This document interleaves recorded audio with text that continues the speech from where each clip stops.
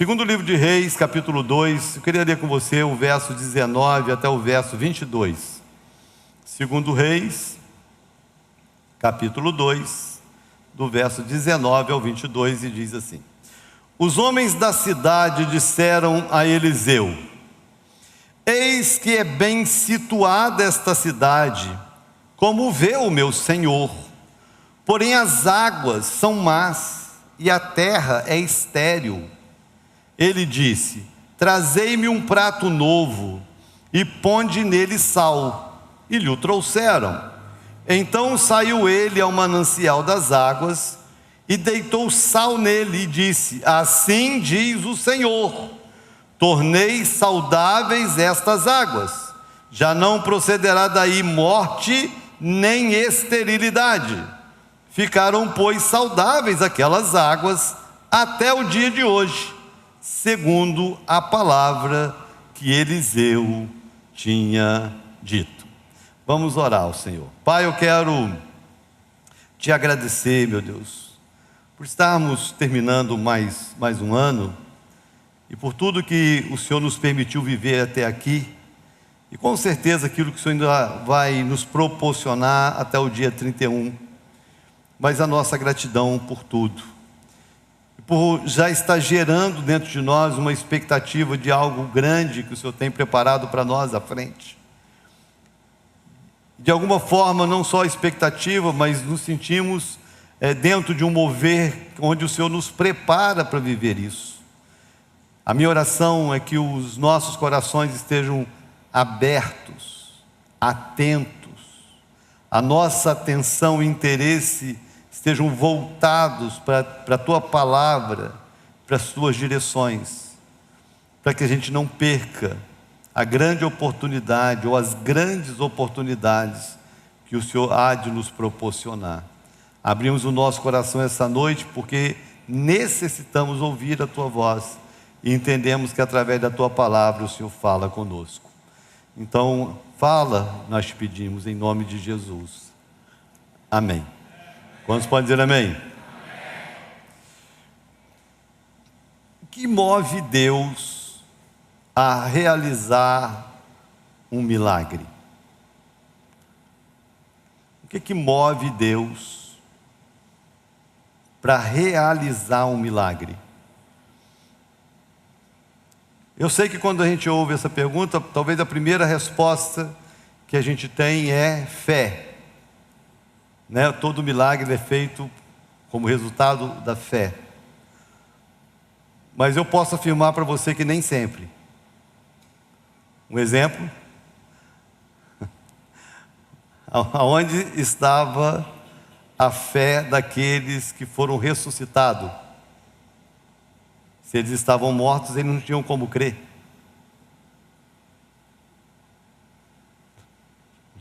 Onde estava a fé de Lázaro? Eu creio, que para Deus realizar um milagre, além da fé, que no caso de Lázaro ele não tinha, mas Jesus teve, alguém teve que crer, né, para o morto ressuscitar. Existem algumas questões, algumas respostas, que de alguma forma move Deus para Deus fazer. Eu não posso trazer para você uma fórmula para milagres, porque eu não acredito que isso exista. Mas quando eu vejo os milagres na Bíblia, eu vejo que existem sim alguns fatores em comum para esses milagres. Eu sei que é pela graça, tá certo? Eu sei que é pela graça. Eu sei que nunca vai ser mérito de ninguém, mas que tem algumas respostas na vida daqueles que viveram milagres, que precisa haver em nós as mesmas respostas, se nós também queremos viver milagres diante dos desafios que estão à nossa frente.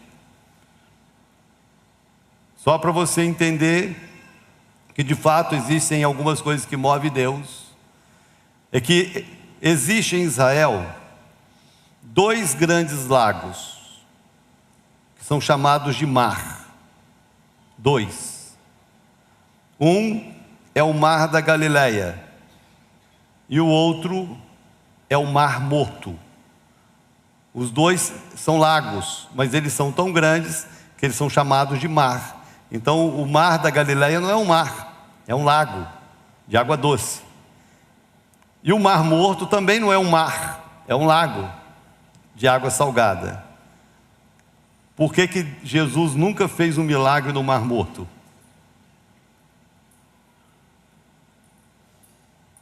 Por que Jesus passou tantas vezes naquele lugar, naquela região, e Jesus nunca fez um milagre no Mar Morto? E por que Jesus fez tantos milagres no Mar da Galileia? Talvez esse detalhe já seja um sinal bíblico para a gente entender o que move Deus para que os milagres aconteçam. Preste atenção nisso.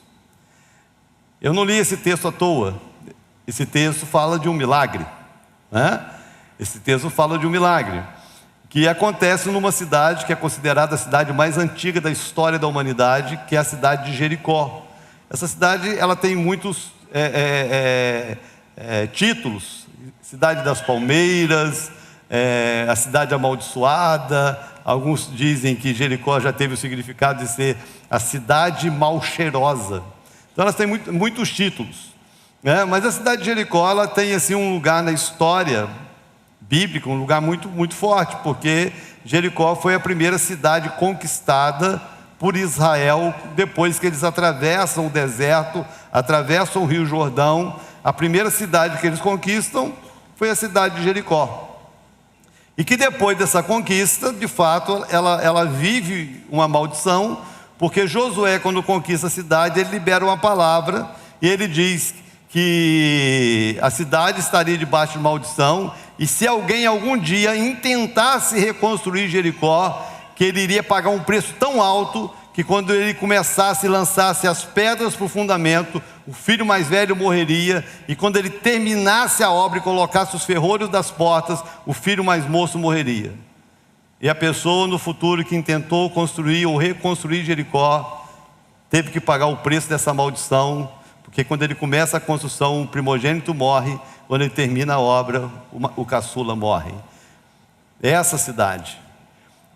O texto fala dela, Jericó. Uma cidade que Jesus passou muitas vezes e fez muitos milagres nela. Mas aqui, o contexto desse texto, ele é único, porque ele narra o início do ministério de um dos maiores profetas do Antigo Testamento, que foi Eliseu. Eliseu, ele era o ajudador de Elias, que foi considerado o maior profeta do Antigo Testamento, e ele então era o ajudador de Elias. E Elias tinha subido aos céus, nós não vamos falar sobre isso hoje, e tinha lançado a sua capa, e Eliseu herda a capa profética de Elias, e começa então o seu ministério. E ele começa o ministério justamente em Jericó. E ele chega em Jericó, os homens de Jericó chegam para ele e falam o seguinte: meu senhor, a cidade é boa, a cidade é bem situada, o senhor está vendo, né, a posição geográfica da cidade, a cidade tem tudo para dar certo, a cidade tem tudo para prosperar, a cidade é boa, mas as águas são amargas e a terra é estéril. O que ele estava dizendo, ou o que esses homens estavam dizendo para o profeta é: vale a pena Deus curar essas águas, vale a pena Deus fazer um milagre nessas águas, porque a cidade é boa. De alguma forma, Eliseu reconhece que a cidade era boa. Ele não leva em conta a história, o histórico da cidade. Então ele pede: traz um prato novo e traz sal nele. Ele pega o sal dentro do prato novo, vai até a fonte da água da cidade, lança aquele sal na fonte da água. Nós sabemos que o sal não ia fazer um milagre, hipótese alguma, não é? Porque se você joga sal na água, aquele sal vai diluir, vai se perder, enfim, seria só sal jogado na água. Mas ele, num ato profético, ele joga o sal na água e declara uma palavra. Ele declara cura para a água, e o fim da esterilidade da terra. E o texto diz que Deus fez o milagre, que a água ficou boa e a terra foi curada até o dia que o texto foi escrito. Deus olhou e disse: vale a pena curar a água. Vale a pena fazer esse milagre. A pergunta é, quando Deus olha para a minha vida e para a sua vida, quando Deus olha para os meus problemas e para os seus, quando Deus olha para os desafios que nós enfrentamos, se Deus olha, se Deus vê, vale a pena fazer um milagre na sua vida? Vale a pena Deus fazer um milagre na sua família? Vale a pena Deus fazer um milagre na sua empresa, nos seus negócios? Vale mesmo a pena? Porque não é mérito. Essa é a resposta que vai ser dada depois. Motiva Deus a fazer. Eu separei 3 coisas assim, 3 respostas que eu creio que move Deus a fazer milagres. E se não existe isso em nós, a minha oração e expectativa essa noite não é nem que isso esteja em todos, em plenitude, mas que essa palavra não só nos desperte, mas nos prepare para isso. Essa palavra nos molde, porque se Deus de fato está nos preparando para um próximo ciclo, um próximo ano, e se toda a expectativa que Ele está gerando dentro de nós, que 2025 será um ano extraordinário, e ano extraordinário é ano de milagres. Amém ou não amém? Se nós não estivermos preparados para esses milagres, nós corremos o risco de Deus olhar para a sua situação, para a minha situação e dizer: não vale a pena.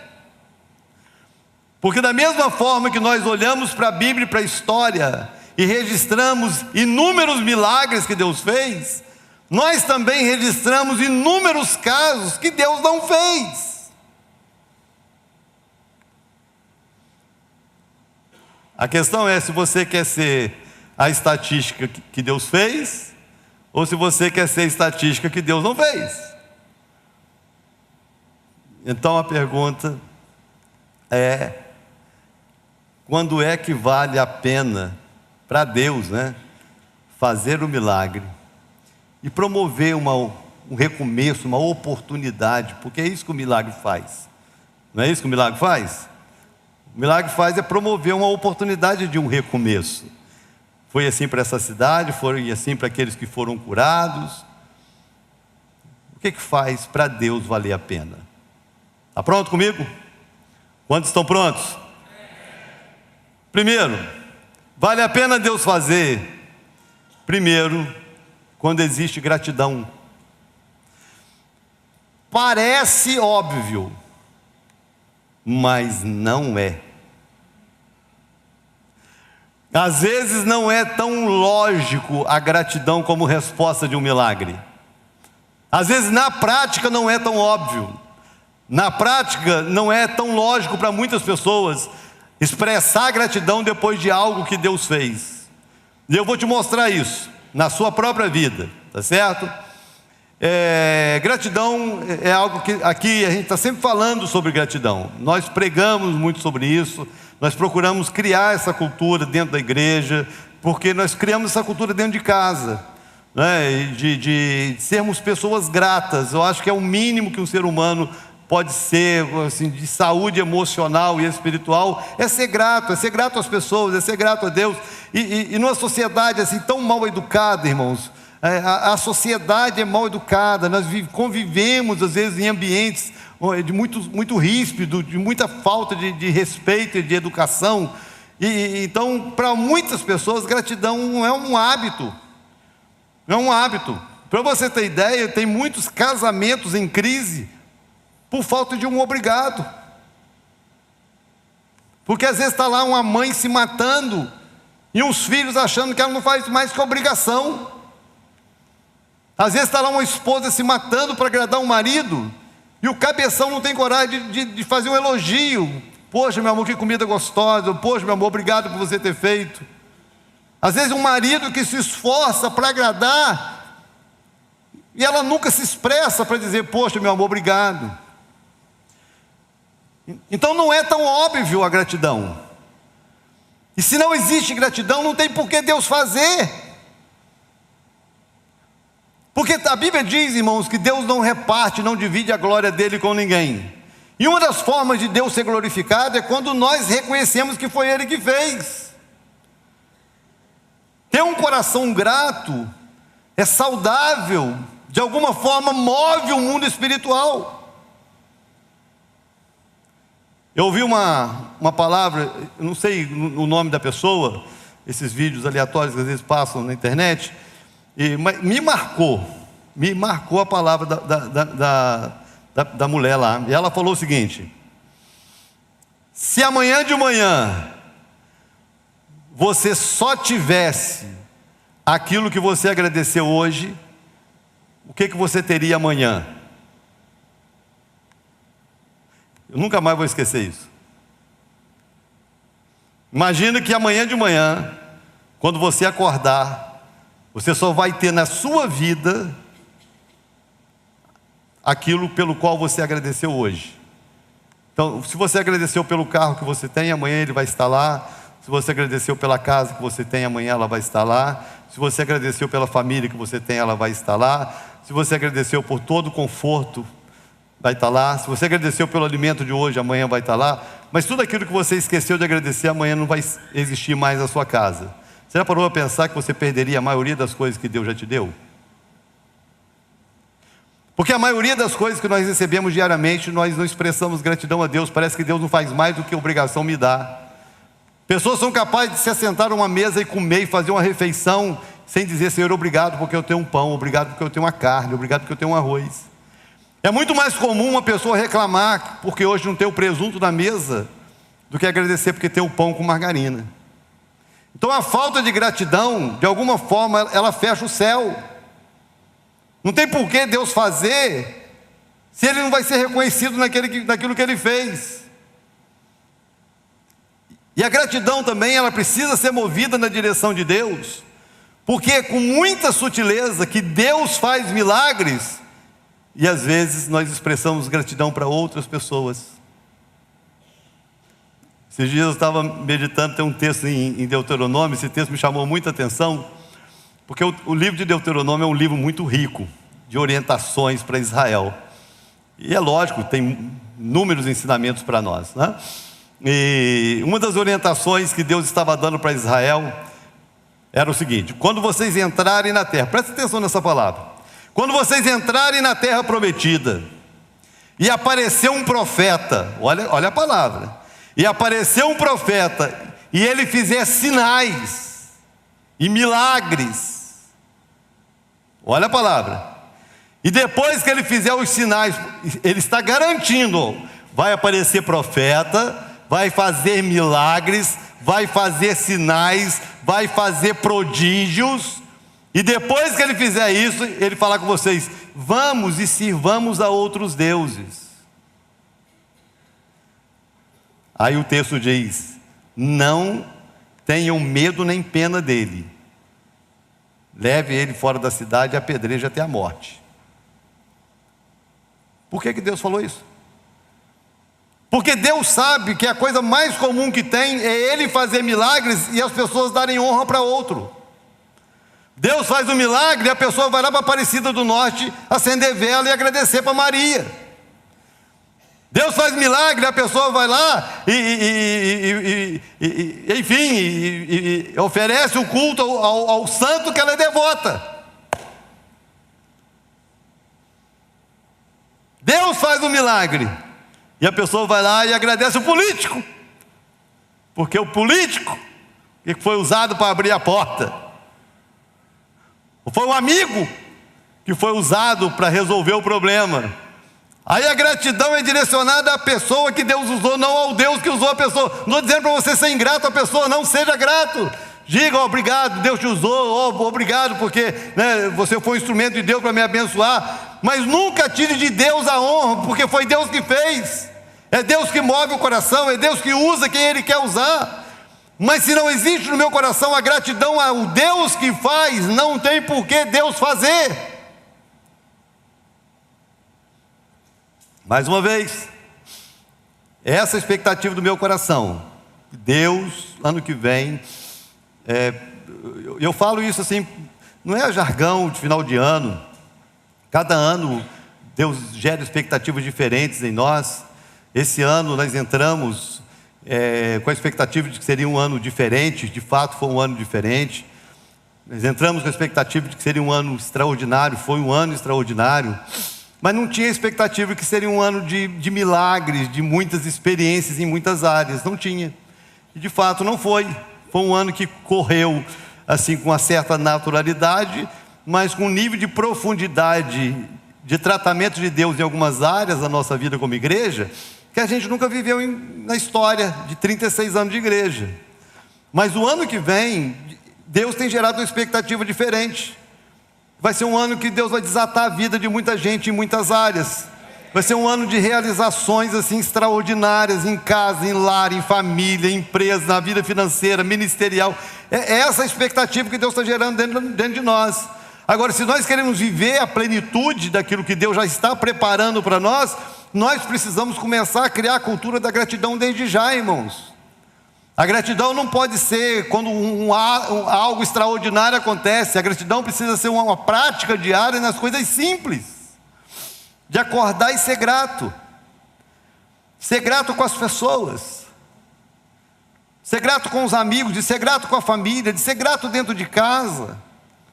A palavrinha obrigado, tão simples que não dói falar, mas que faz tanta diferença na vida de quem ouve. Imagino a diferença que faz no coração de um Deus que nos dá todas as coisas. Eu sei que Deus não é humano, os sentimentos de Deus não são os nossos, mas eu fico imaginando assim, a gente tentando humanizar a divindade ou divinizar a humanidade, eu não sei, mas a gente tentando se colocar no lugar de Deus. Você imagina, todos os dias as misericórdias do Senhor se renovam antes de você acordar. Se a misericórdia do Senhor falhar, você não acorda. Se você acordou, porque a misericórdia do Senhor se renovou antes. Antes de você acordar, Deus já preparou um dia, o sol. Deus já preparou tudo. Aí você imagina, nós não temos noção, irmãos, de quantos livramentos Deus nos dá todos os dias. Não temos noção. Não temos. Esses dias eu tive uma experiência chegando na academia, tinha uma senhora, o carro dela acabou a gasolina, ela brava com o marido, porque o carro tinha acabado a gasolina. E fica bravo mesmo. Aí eu peguei rapidinho, fui lá no posto de gasolina, comprei a gasolina, socorri aquela senhora. Aí ela saiu muito agradecida, com raiva, eu falei, coitado desse marido, ela vai comer o cara deixou ela a pé e tal. Aí depois eu falei com a minha mulher assim, às vezes as pessoas ficam chateadas, de fato isso chateia, mas nós não temos noção qual foi o livramento que Deus deu para aquela senhora, porque o carro dela acabou a gasolina ali. Então é muito mais fácil as pessoas reclamarem do que as pessoas agradecerem. E a gente não tem noção. Você sabe por que nós estamos terminando o ano, gente? Porque foram inúmeros os livramentos que Deus nos deu. Inúmeros. Eu viajo, assim, sempre que eu posso eu viajo. E geralmente a gente faz o mesmo trajeto, né? A gente vai para o Rio, deixa o carro no aeroporto, e ali pega um avião e vai para o nosso destino. E eu faço isso há muitos anos. E muitos carros. Né? E o meu carro não é um carro velho, é um carro seminovo. Deixei o carro no aeroporto. Quando eu voltei, irmãos, nem o alarme funcionava. A bateria caiu 100%, caiu tudo, sim, tudo. Caiu tudo. E eu, meu Deus, aí lá tem um socorro, lá um telefone de socorro, que eles mesmos prestam socorro para essas coisas mais simples. Aí eu liguei, aí apertei lá a campainha, e liguei, e apertei a campainha, e demorou quase uma hora para chegar uma mulher. A mulher chegou com a motinha e com a bateriazinha. Eu falei assim, Não vai fazer nem cócega, né? Eu já sabia. Aí ela tentou, mas assim, não deu ruim, né? Não funcionou. Eu confesso que em outro tempo, irmãos, eu tinha ficado chateado. Eu ia ficar chateado com a mulher, eu ia ficar chateado com o carro. Aí eu parei assim, meu amor, poxa, nós estamos há 20 dias passeando na Europa, cara. Ficamos 20 dias passeando, vamos para a Itália, vamos para Portugal. Nós passeamos tanto, perder a bênção, murmurar, né? Porque graças a Deus tem um carro aqui para a gente montar. Aí, aquela paz no coração, nós perdemos quase 2 horas para conseguir sair. Aí eu liguei para o Otoniel. Você não é Deus, não é um socorro presente na angústia. Aí Otoniel, estou a pé, Otoniel. Aí Otoniel rapidinho foi lá, agiu, chegou lá o socorro, resolveu lá o negócio, o carro. Nós montamos o carro, viemos assim agradecendo, irmãos, o tempo todo. Não podia desligar o carro, porque vai que desliga e não pega de novo, né? Não podia nem parar para lanchar na viagem, mas vamos embora, assim, agradecido, porque quantos livramentos que Deus pode ter nos dado ali. Talvez de um acidente, talvez de uma violência, eu não sei, irmãos. Mas a Bíblia diz que todas as coisas cooperam para o bem daqueles que amam a Deus. Ser grato, independente se está acontecendo como eu gostaria ou não, mas ser grato. Então desenvolva na sua vida a cultura da gratidão. Todos os dias. Você tem pais, agradeça por eles. Você é casado, agradeça pelo seu cônjuge. Você tem amigos. Você tem pessoas que te servem. Você tem empregados. Você tem um patrão. Agradeça, seja grato. A gratidão move Deus a fazer. Porque se Deus fizer e Ele não for glorificado nisso, não tem por que Ele fazer. Está comigo aí, não?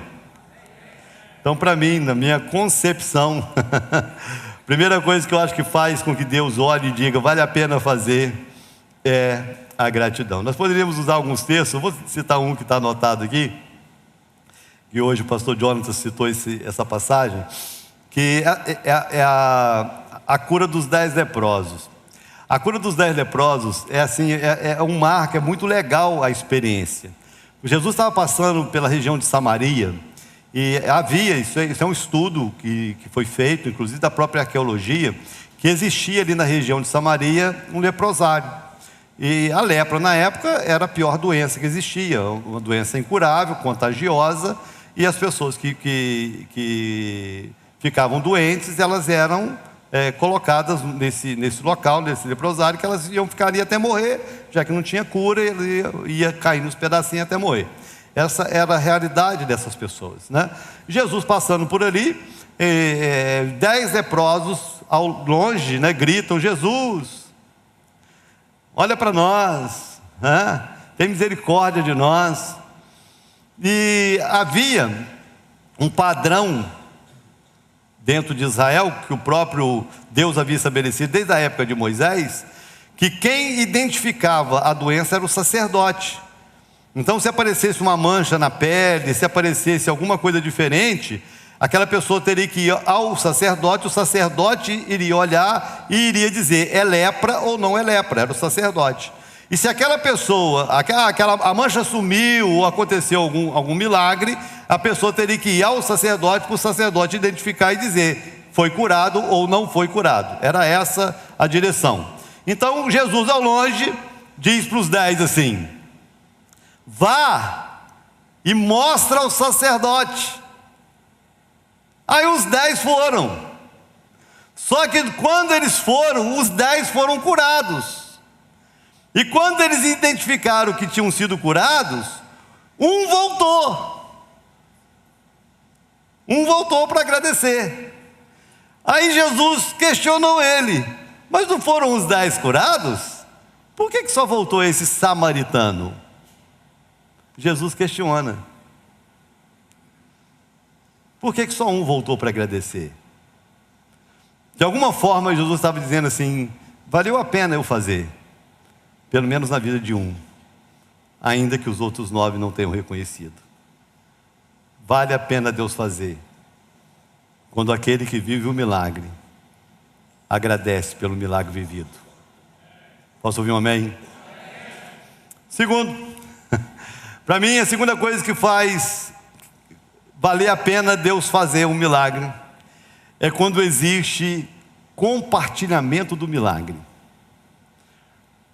É quando o milagre não fica só em mim. É quando aquele milagre que me alcançou, ele vai alcançar outras pessoas, ele não vai ficar só em mim. Eu não consigo olhar para nenhum milagre que Jesus tenha feito, que Deus tenha realizado, onde a pessoa exclusiva tenha sido o final de tudo. Não, sempre era algo além da própria pessoa. Sempre foi assim. Agora, essa graça de compartilhar, de alguma forma move Deus a fazer. E é um negócio que nós precisamos pensar, né? É um negócio que nós precisamos pensar. Imagina, Deus assim fez algo extraordinário, apareceu sabe-se lá de onde, alguém resolveu fazer uma doação e te deu $1 milhão.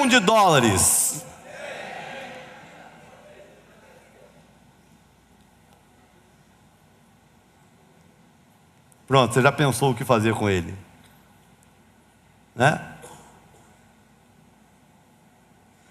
Lógico, vou comprar um carro novo, vou fazer uma viagem, vou aplicar um dinheiro. Já foi pensando, né? Qual o momento que vai entrar alguém na sua vida que você vai pensar assim: poxa, se eu recebesse $1 milhão, quantas pessoas que eu poderia ajudar, quantas pessoas que eu poderia abençoar, quantas pessoas que seriam alcançadas por esse $1 milhão? Geralmente, isso nunca vem em primeiro lugar. Isso vem, na lista de 10, vem em 10º, caso sobre alguma coisa do $1 milhão que eu ganhei. Então é por isso que esse $1 milhão nunca vai chegar. Me perdoe. Deus vai te frustrar. Não tem por que Deus te dar, se você só pensa que é para você. E mudar esse coração talvez seja um dos grandes desafios para a gente viver milagres em 2025. A gente pensar no próximo, como a Bíblia nos ensina. Porque a Bíblia nos ensina que eu não tenho que amar o outro mais do que eu amo a mim. A Bíblia me ensina que eu tenho que amar o outro como eu me amo. Amar o próximo como a mim mesmo. E enquanto eu não conseguir viver esse nível de amor, onde aquilo que Deus me dá vai ser compartilhado com todas as pessoas ao meu redor, não tem por que Deus me surpreender com nada novo. Tem algumas passagens na Bíblia, mas tem uma que me marca muito, que foi quando Zaqueu teve uma experiência com Jesus. Essa experiência foi, não posso sair do meu lugar não atrapalho os meninos que ficam na câmera dali. Quando Zaqueu teve uma experiência com Jesus. Vou te contar a história, porque eu sei que tem muita gente que às vezes não conhece as histórias bíblicas. Jesus estava passando novamente pela mesma cidade, Jericó, né? E aonde Jesus ia, aquela multidão acompanhava. Então era gente na frente, gente atrás. E multidão é um barato, né, irmãos? Andar em multidão é legal, porque aquele monte de gente conversando, conversa aleatória, é aquela coisa, né? E Jesus caminhando ali no meio. E havia na cidade um homem chamado Zaqueu. E quando a Bíblia fala de Zaqueu, fala que era um homem rico, mas ele era tido pela sociedade como um corrupto, porque ele era um cobrador de impostos. E quando a Bíblia fala da sua característica física, diz que ele era um cara de baixa estatura. E ele queria ver Jesus. Ele queria ver Jesus. Quem é esse Jesus? Quem é esse homem que faz milagres? Quem é esse homem que está revolucionando a vida de tantas pessoas? Ele queria ver Jesus. Aí ele viu assim que a multidão ia passar por um determinado lugar, e lá na frente tinha um sicômoro, tinha uma árvore. Ele pensou, se eu vou subir na árvore, porque quando Jesus passar eu consigo ver de cima da árvore, sou baixinho, né? Então ele sobe na árvore e fica esperando Jesus passar. Quando Jesus chega debaixo da árvore, Jesus o surpreende. Porque Jesus para, olha para cima e fala o nome dele. É tremendo o texto, né? Porque Jesus podia simplesmente dizer e falar: homem, desce daí. Não, ele fala: Zaqueu. Ele fala o nome de Zaqueu.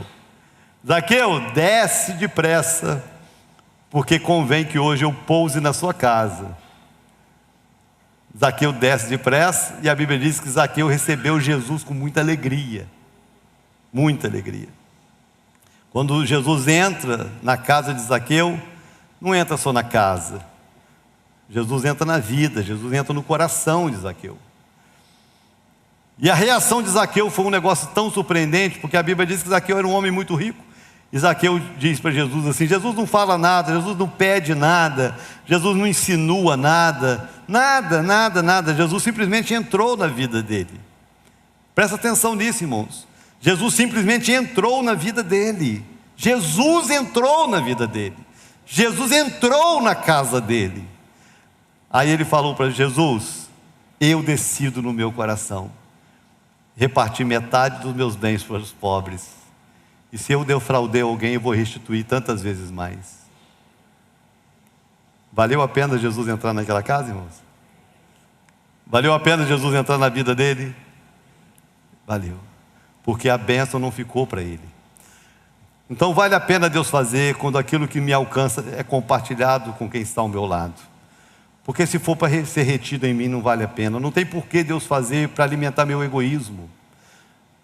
Não tem por que Deus fazer algo de extraordinário na minha vida simplesmente para aumentar a minha vaidade, para eu ficar mais vaidoso, mais soberbo, mais prepotente para dizer que Deus fez. Que é o que a gente mais vê, irmãos, pessoas contando testemunhos de grandes conquistas, de grandes feitos, de grandes aquisições, e que fica nisso.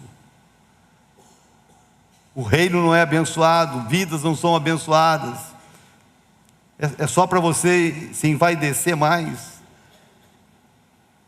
Deixa de ser um testemunho, vira um testemunho. Porque só fez bem para você. Eu não consigo ver isso na Bíblia. Quando eu vejo Jesus fazer milagres, e quando eu vejo assim, os grandes ícones da história, eles não foram grandes porque tiveram grandes coisas, eles foram grandes porque eles repartiram aquilo que Deus deu a eles. Não precisa falar só de Paulo, que deu a vida pelo Evangelho, de Pedro, de Tiago, de João. Não, nós podemos falar de pessoas como Madre Teresa de Calcutá. Eu sou assim um admirador da vida e do ministério dessa freira. Quando você estuda a história da Madre Teresa de Calcutá, ela recebeu, né, Madre Teresa de Calcutá. Inclusive, esse comunista de El Salvador, não, acho que é El Salvador, expulsou todo o trabalho que ela desenvolveu lá, expulsou todo mundo e saqueou todos os bens da igreja, acabou lá com o projeto. Porque essa mulher, ela se deu todos os bens e todas as aquisições e tudo que ela conseguia envolver, era para repartir, era para dar para os pobres, era para acolher crianças, era para ajudar pessoas. Pessoas que, quando foram levantadas, conquistar o pessoal ficava em segundo plano, quando pensava-se no quanto eu posso abençoar estando onde eu estou, sendo quem eu sou. É isso que precisa pesar em nós, irmãos. Então, novamente, presta atenção. Só existe uma expectativa. Mas a Bíblia diz que Deus é poderoso para fazer infinitamente mais acima de tudo quanto pedimos ou pensamos. Se existe uma expectativa aqui, Deus é poderoso para fazer muito mais. Amém ou não amém? Então eu não sei qual é a sua expectativa. Eu sei que Deus é poderoso para superar as suas expectativas. Posso ouvir um amém, irmãos? A grande questão é, se Deus fizer algo extraordinário, se Deus surpreender você, se Deus fizer assim, desatar a sua vida, se Deus te levar a lugares que você nunca imaginou, se Deus te honrar em níveis que você nunca pensou, quantas vidas serão abençoadas a partir disso? Quantas pessoas serão tocadas pelo amor de Deus através de você? Só vale a pena Deus fazer se a bênção não ficar retida ali. O profeta cura uma água, mas o milagre não fica na fonte, o milagre se estende para uma cidade. Você pode ser apenas uma fonte, e através de você multidões serem abençoadas. Vale a pena Deus curar você? Vale a pena Deus restaurar? Vale a pena Deus prosperar? Vale a pena Deus te levantar? Vale a pena, se você compartilhar isso. Posso ouvir um amém? E em terceiro, vale a pena Deus fazer quando aquilo que é feito é perpetuado. Não apenas é compartilhado, mas ele é perpetuado. Eu não consigo olhar os milagres de Jesus como algo apenas momentâneo. Presta atenção em algumas coisas que Jesus fazia, irmãos. Presta atenção, porque a resposta que eu tenho para os feitos de Jesus e para as frases que Jesus expressava é essa, tá certo? Eu vou citar algumas experiências para você de milagres que Jesus fez. Uma certa vez, Jesus estava passando, mais uma vez, uma multidão, né, estava com ele, aquela multidão que acompanhava e tal, e havia naquela cidade uma mulher que ela tinha um problema, uma hemorragia, uma menstruação de 12 anos.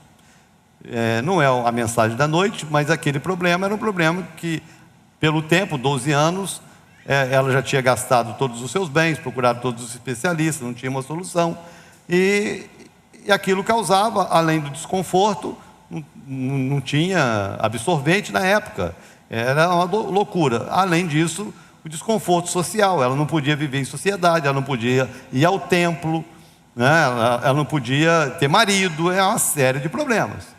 E aquela mulher colocou na cabeça o seguinte: se eu tocar em Jesus, eu vou ser curado. Já tentei de tudo, nada deu certo, mas eu sei que se eu tocar na orla do vestido dele, da roupa dele, eu vou ser curado. Ela sai entre a multidão, toca em Jesus, Jesus para aquela multidão e faz a pergunta que ninguém a princípio entende, que ele pergunta: quem foi que me tocou? Aos discípulos: está todo mundo te empurrando, te esbarrando, como é que você está perguntando quem te tocou? Aí ele disse: não, encostar em mim é uma coisa, tocar em mim é outra coisa. Não estou falando de pessoas que estão aqui, por aqui, estou falando de alguém que tocou em mim, porque isso é o poder de mim, isso é a virtude de mim. Aí aquela mulher se apresenta, ela se identifica: fui eu. Jesus podia simplesmente dizer para ela: vá, seja curada, seu problema está resolvido, vai na bênção, irmã, aleluia. Sabe o que Jesus diz? Vá, a tua fé não te curou, a sua fé te salvou. Porque se fosse só a cura, de alguma forma, era Jesus dizendo: se for só para te curar, não vale a pena, porque se for para te curar, você vai morrer de outra coisa. Então, se esse milagre, ele não te levar a algo maior, que vai perpetuar na sua vida, que vai ser conservado para a eternidade, se não for, não vale a pena. Então não é simplesmente uma cura momentânea, não é algo instantâneo, mas é algo que vai conduzir você para a eternidade, algo que precisa ser conservado para a sua vida inteira e para pós-vida. Então a palavra é: vá, a tua fé te salvou. Voltando para os 10 leprosos, os 10 leprosos foram curados, os 9 seguiram o caminho, o agradecido voltou. Quando o agradecido volta, ele ouve a mesma frase. Jesus não diz para ele: glória a Deus, meu irmão, aleluia, poxa, você foi curado, que bênção, conte para todo mundo a sua bênção. Não, ele chega para aquele homem e fala assim: vá, a tua fé te salvou. Não era apenas a cura de uma lepra, porque ele foi curado de lepra, mas ele ia morrer de idade. A grande questão é se aquele milagre seria conservado para a vida eterna, se aquela experiência iria aproximá-lo de Deus, a ponto dele conservar a sua aliança com Deus para a eternidade. Porque o que tem de gente, irmãos, que já viveu milagres, a gente olha isso na história bíblica, Pessoas que viveram milagres, pessoas que viveram junto com Jesus e se perderam no caminho. Quando a gente olha para a história de um Salomão, o homem mais rico, o homem mais próspero da história bíblica, mas que termina os seus dias longe de Deus. Se a gente olhar com a ótica humana, eu penso assim: valeu a pena Deus fazer os milagres que fez na vida de Salomão? Não valeu, porque Salomão não perpetuou aquilo. As grandes conquistas, ao invés de aproximar Salomão de Deus, o afastou de Deus. Então tem algo que motiva Deus fazer. Se Deus fizer um milagre na minha vida, isso vai me aproximar ainda mais de Deus. Se Deus fizer um milagre na minha vida, isso vai me fortalecer a minha aliança, o meu compromisso com Ele, a tal ponto que isso não vai morrer aqui, isso não vai ficar aqui, isso vai me conduzir ainda mais animado para a eternidade com Ele. Porque se não for para perpetuar, se for para simplesmente receber e ficar aqui, não tem por que Deus fazer. Essa é a palavra do texto. O texto diz: ficaram, pois, saudáveis aquelas águas até o dia de hoje. Não foi um milagre que parou ali, foi um milagre que foi conservado. Foi um milagre que foi perpetuado.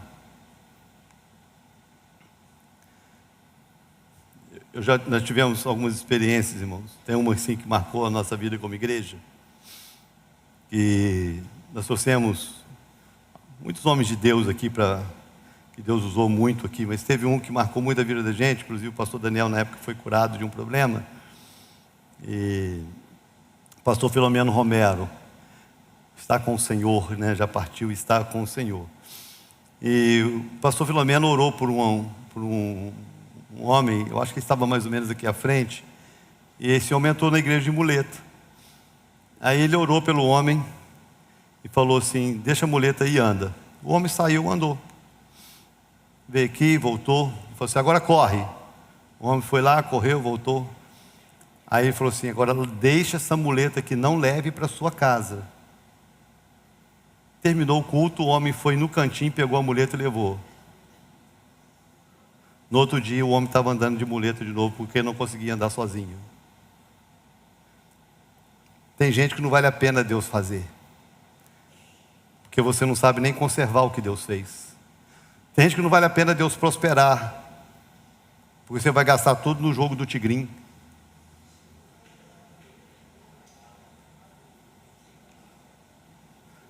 Vai apostar na Bet. Olha o nome do trem, Bet. Tem uma tal de uma Bet aí que está roubando dinheiro de todo mundo.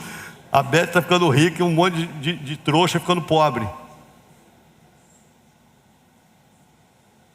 Aí me responde uma coisa: vale a pena Deus fazer? Não vale, irmãos.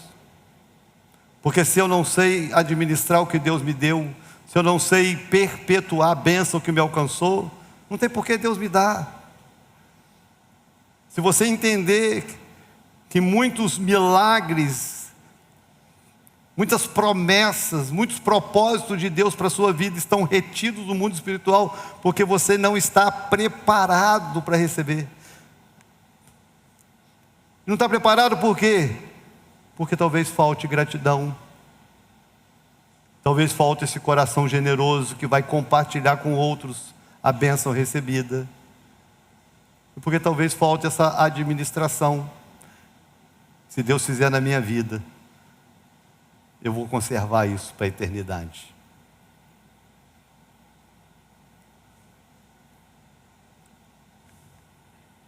E algumas pessoas, irmãos,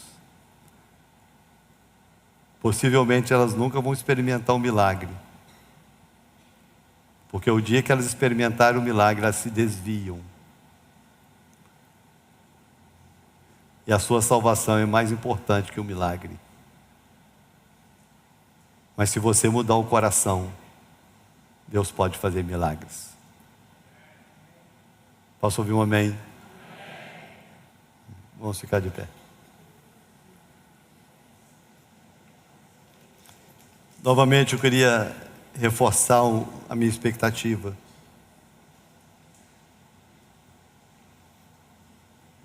Hoje é dia 7 ou 8? 8. Hoje é dia 8. Faltam 22 dias, 23 dias. Faltam 23 dias para a gente terminar um ciclo. Eu sei que para muitas pessoas foi um ano extraordinário, tremendo, fantástico. Sei que para outras pessoas talvez esteja sendo um ano difícil. Talvez esteja sendo difícil até porque faltou muito dessas coisas na sua vida, né? Mas tem coisas, presta atenção, que eu queria, antes de orar, para a gente terminar, eu queria falar isso com você. Existem algumas coisas, irmãos, que só a oração não basta, que precisa ser acompanhado de uma decisão. Então a oração me ajuda, a oração me renova, me fortalece, mas eu preciso tomar decisões na minha vida, porque você pode estar orando a vida inteira, mas se o coração não muda, vai ser oração vazia, sem resultado. Você precisa tomar decisões, principalmente no que diz respeito a você mesmo, porque ninguém pode mudar você a não ser você mesmo, porque até o próprio Deus nos respeita. Então eu preciso tomar decisões. E tem algumas coisas, eu falei esses dias aqui sobre hábito. Tem algumas coisas que nós precisamos transformar em hábito. Nós precisamos transformar em hábito. Às vezes é uma prática. Faz anotações, faz alguma coisa para te ajudar. Mas mude os seus hábitos. Comece com as coisas simples. Todas as vezes que você for tentado a murmurar, a reclamar, para antes, fecha a boca. Crie na sua vida, crie um coração agradecido. Quando você chegar em casa hoje, agradeça as pessoas que estão dentro da sua casa. Se você é casado, agradeça o seu cônjuge. Seja grato, agradeça aos seus pais pelos pais que eles são. Seja grato. Eles podem não ser tudo o que você quer, mas possivelmente são tudo que podem. Seja grato. Quando você chegar no seu trabalho, tem gente, irmãos, que já chega murmurando. Seja grato, desenvolva o hábito da gratidão. É uma decisão que não depende de ninguém, só depende de você. E não importa a resposta do outro, é você. É igual quando você entra no elevador e dá um bom dia e a pessoa não responde. Teve alguém que já passou por isso? Ah, todo mundo. Eu vou parar de dar bom dia por causa do mal educado que está lá? O problema é dele, irmão. Eu entro e bom dia, e eu sou assim. Eu não sei se é bom dia. Vou para ser, nem faço. Então, bom dia. Deixa a múmia paralítica morrer na depressão dela, irmão. Eu não vou me adoecer por causa da doença do outro.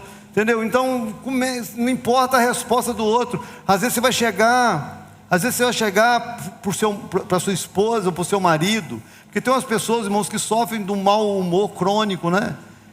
Eu vou falar sobre algumas coisas nesse sentido. Terça-feira você precisa estar aqui, terça-feira você que é casado. Porque tem algumas pessoas que são dominadas por um mau humor, que você pensa que é uma coisa às vezes espiritual e às vezes não é, né? Então às vezes você convive com a pessoa mal-humorada dentro de casa, que você faz, agradece, a pessoa nunca responde. Não adoeça com a doença do outro. Seja você o agradecido, seja você o que compartilha, seja você o que ajuda, seja você o canal da bênção. Faça a sua parte. Mude o seu coração. Prepare, nós temos 23 dias para nos preparar para o extraordinário de Deus. Amém, irmãos? Coloque a mão no seu coração. O que precisa mudar aí? Todos nós precisamos mudar algo. Todos nós podemos melhorar com algo. Mas o que é que você assim identifica quando você ouve essa palavra? Talvez você identifique assim: poxa, eu murmuro, eu reclamo mais que agradeço. Você está com a mão no seu coração, o coração é seu, não é?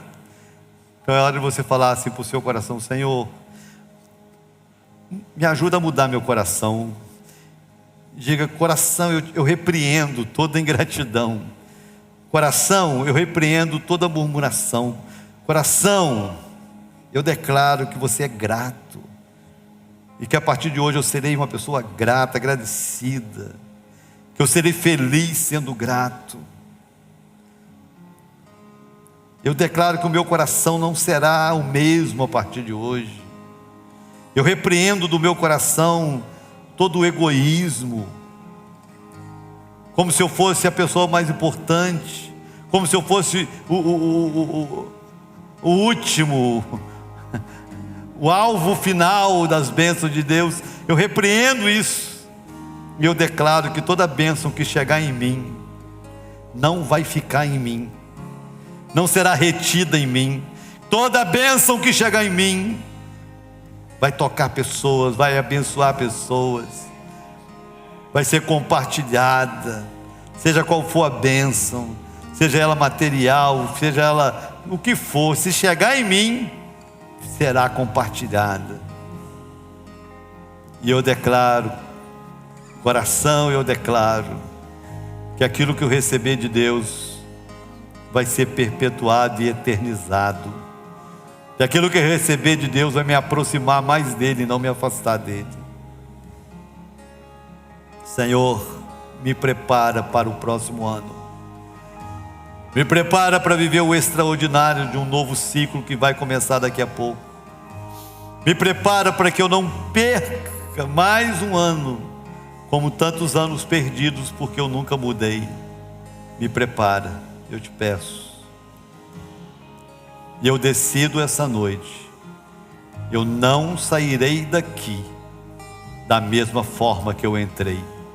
O meu coração não sairá daqui com a mesma resposta que entrou neste lugar.